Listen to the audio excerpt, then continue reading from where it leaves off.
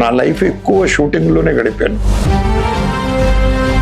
1971లో నేను సినిమా పరిశ్రమకు వచ్చింది. అమ్మో బొమ్మ అయితే నా ఫేవరెట్ సార్ అది. ఓం పగపుగే పగిని పాగోదరి భగవాసనే. నాన్నగారు నన్ను డాక్టర్ చేయాలనుకున్నారు. పైన కూర్చుని విధాత ఒక నవ్వు నవ్వాడు.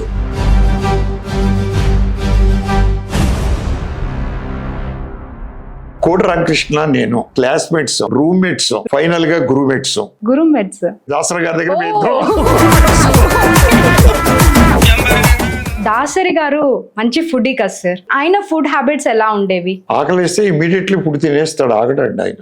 బట్ ఆయన దగ్గర ఉన్న ఇంకొక లక్షణం ఏంటంటే అవతల వాళ్ళు ప్రాణం తీస్తాడు. కూర్చోబెట్టి ఆయన టేబుల్ మీద ఆయన భోజనం చేస్తూ 10 మంది తినాలి.